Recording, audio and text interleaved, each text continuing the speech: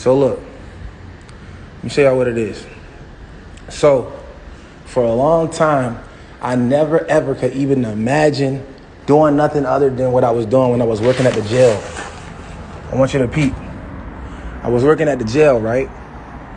And when I was working at the jail, I thought that was the pinnacle of my life. You feel me? The pinnacle.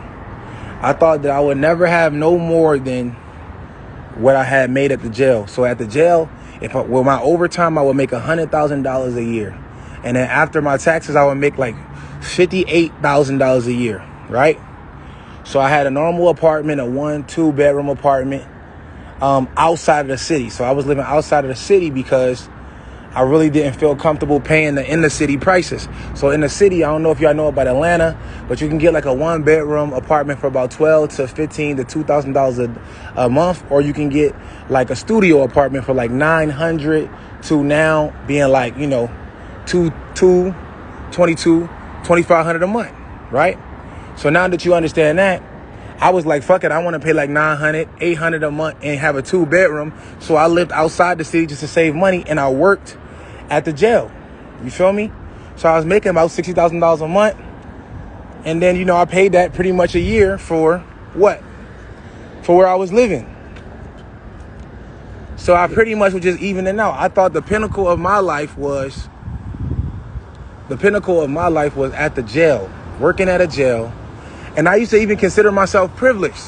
I considered myself privileged as a person who really was just able to have a good job, have a roof over my head, and had a car. I had my Jeep Wrangler, my dream car. But really, all I had to do was this, right? All I had to do was make enough for me to pay for my place.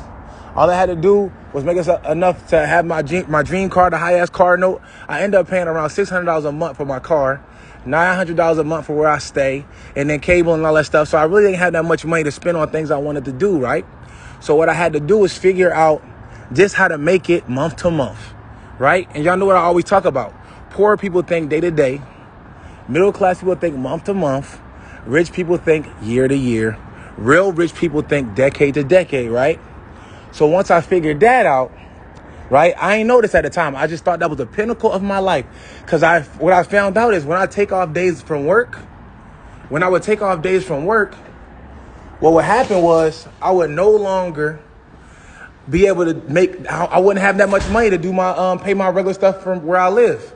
I would not be able to go out and go to the movies. I would have to work overtime to play catch up on just where I live. Just for where I live, right? Just for where I live. So you can see the keys. Y'all know the keys to all the cars that y'all were just looking at. So y'all know it's no fluff out here. But either way, so what I seen was even though I was living and I was content, I thought that was the pinnacle of my life, working at a jail and getting paid $60,000 a year. But I just started to notice a little pattern. I was like, damn, every time I'm about to go travel, every time I come back from traveling, I don't have no money. I got to work doubles. So guess what I'm doing? I'm trading time for money. And I barely had any time to be able to live and be free. So what I did was, after a budgeting meeting I had, right? After a budgeting meeting I had at the jail, which I don't tell no entrepreneurs nothing bad about having 9-to-5s, because without a 9-to-5, I would have never knew about systems. I would have never knew about structure, about management, about everything that goes into being able to run business, customer service, you know, being able to manage other people under you and actually be successful, have a successful team, right? So I would have never knew none of those things if I never worked a 9-to-5. So what I learned was, by being in that 9-to-5, it made me be prepared to become the entrepreneur that I am today, right?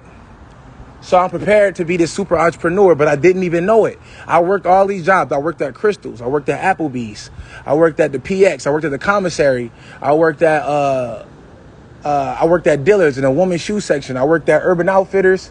I worked at all these different places that built me up to be able to become what I became. But I ended up in the jail though, right? I ended up in the jail. She a Mazzoline level. I ended up in the jail though. So I want y'all to peep this. I ended up in the jail and I had to go to a mandatory budgeting meeting I didn't want to go to. And I met a guy in there. This is the guy who taught me how to fix my credit.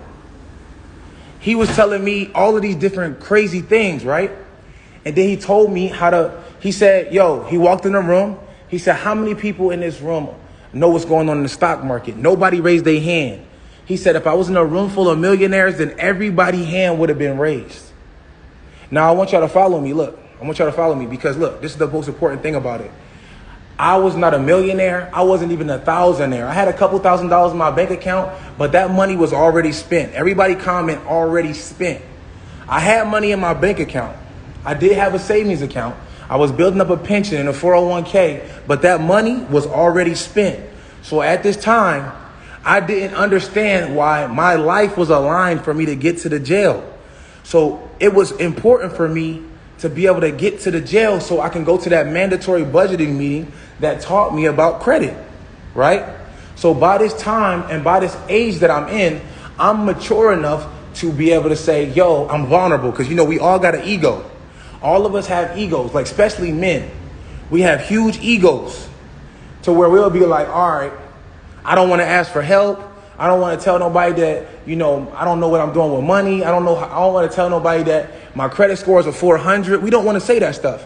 So I was mature enough to be able to go to this grown man and say, my credit score is a 400. I applied for a bunch of credit cards. They always deny me. I don't know how to repair my credit. What do I do? At a mandatory budgeting meeting at the jail that I did not want to go to. I wanted to go to my cell. I was like, take me to my cell, please. I want to go to the cell. Why we got to go to a budgeting meeting? Nobody need no budgeting meeting. This is my mindset.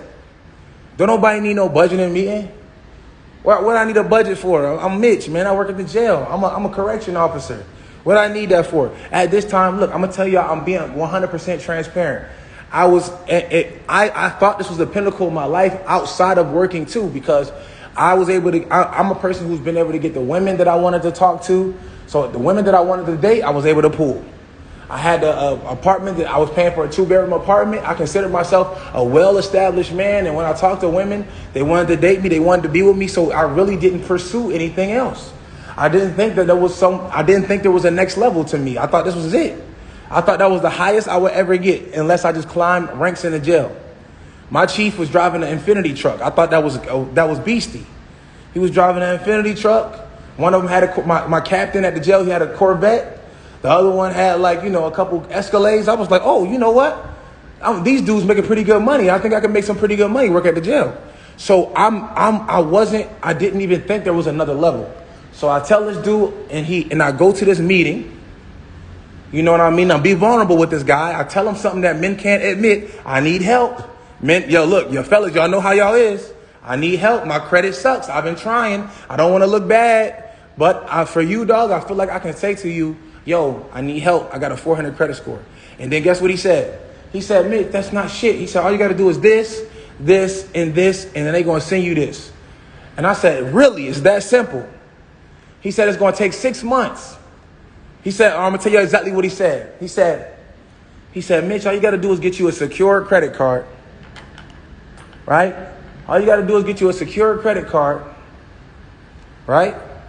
Get you a secure credit card, put down $200, pay that off early every single month for 6 months. And after 6 months, Mitch, they're going to send you an unsecured credit card.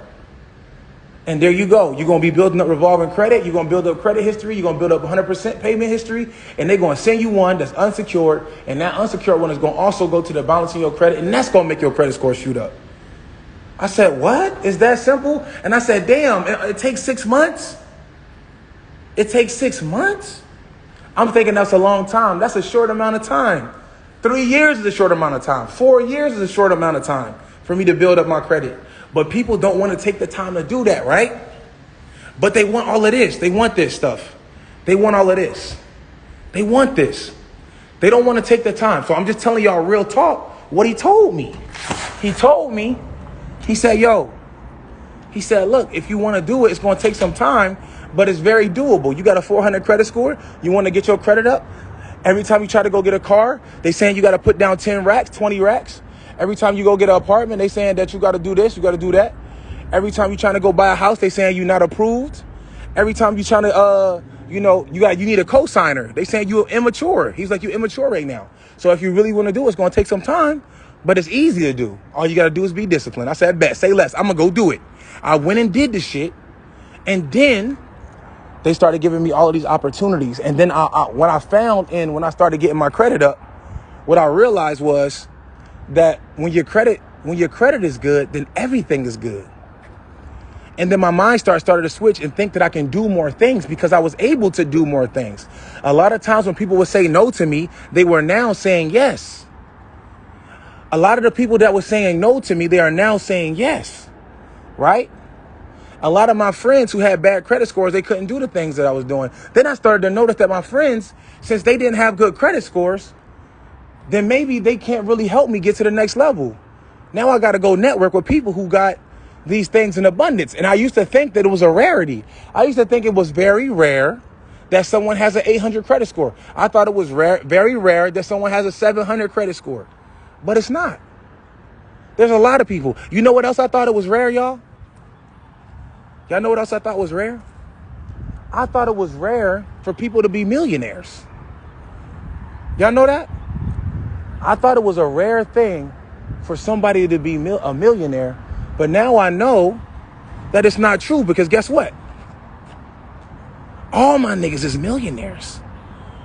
All my homies is millionaires. All my niggas, like, yo, I'm out here in Miami, and me and all my homies, not one, not two, not three of us, not four of us, not five of us, not six of us, not seven, not eight, not nine, not 10. All my niggas is millionaires, dog. All my niggas is millionaires. So now, when you realize that it's not even rare, it's just some people that's going to get it and some people that's not going to get it, right? So now you look up and you start to see what's popping. You like, yo, it's not even rare. Niggas can become millionaires all day. We go to this Lamborghini event right now. We fly. Look, this is what me and all my homies did. We didn't drive our cars down here. We don't want to waste the mileage on our Lambos. We got them shipped. Some of us got 2 cars shipped. Two Lambos.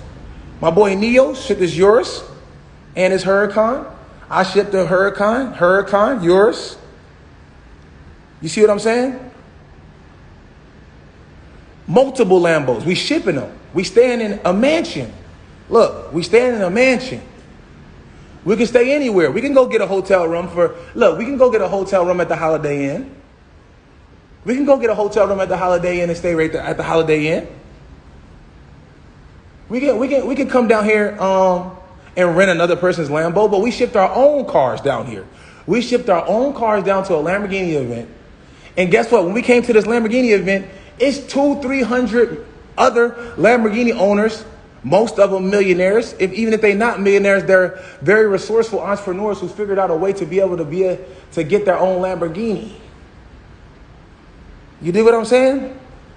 So that lets you know that it's not rare to even be a millionaire. You just not operating on that level.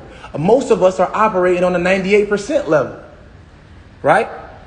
Most of us are sheeple, and we're operating thinking that we can't have all of these things. We can't live in abundance. We can't get the work. We can't get busy.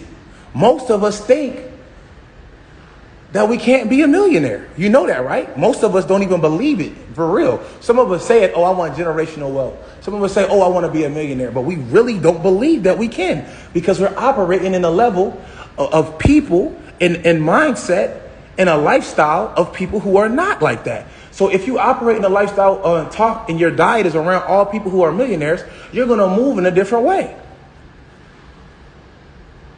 You get what I'm saying?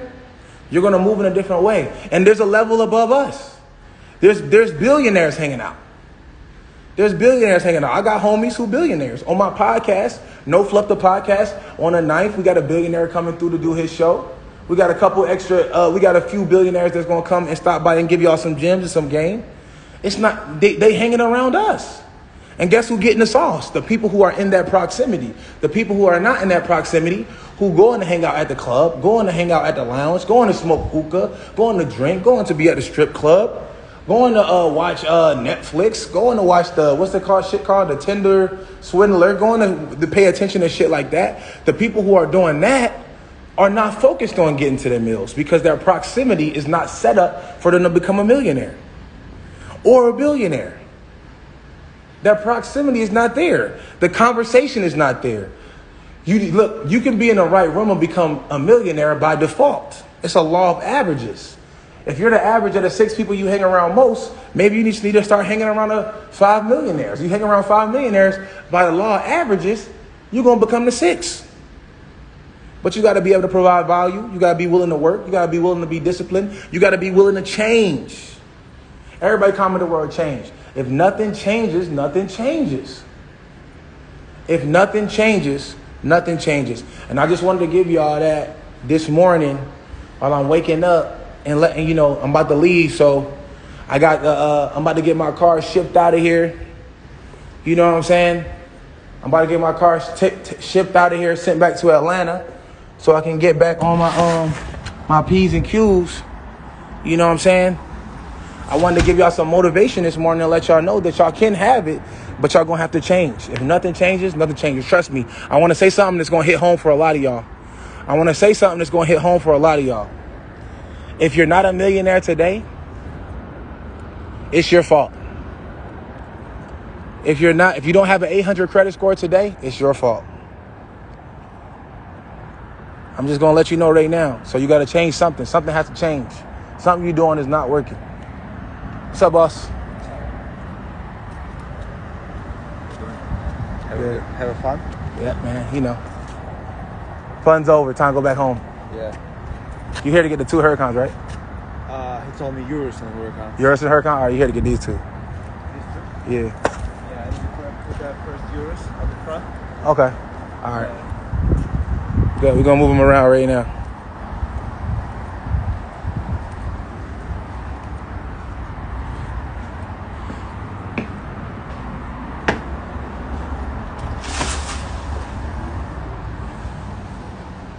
If you ain't make it yet, if you ain't where you want to be, if you ain't got your lifestyle together, if you ain't got your income together, if you ain't got your dream house, if you ain't got your dream car, if you don't got your dream woman, you don't got your dream husband, it's your fault.